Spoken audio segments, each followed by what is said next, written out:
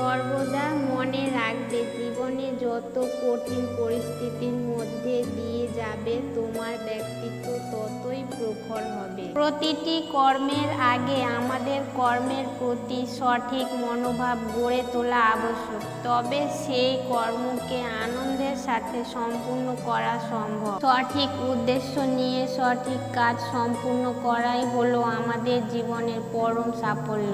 বৈশ্বিক জগৎ মানুষের কাছে প্রথমে আনন্দ ও সন্তুষ্টি যেমন নিয়ে আসে, ঠিক তেমনি সময়ের সাথে বহু দুঃখ কষ্ট বয়ে নিয়ে আসে।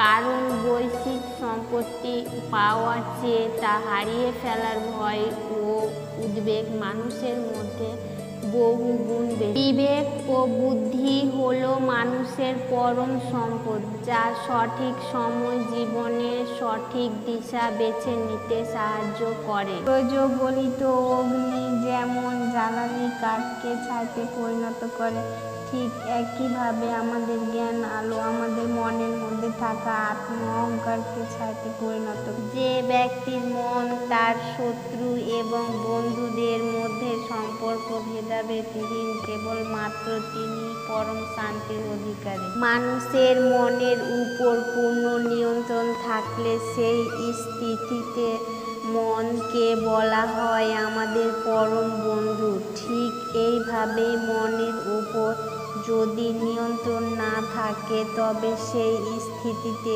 মন হয়ে ওঠে আমাদের পরম শত্রু। ভিডিওটি ভালো লাগলে লাইক করবেন আর চ্যানেলে নতুন হলে সাবস্ক্রাইব করবেন। হরে কৃষ্ণ।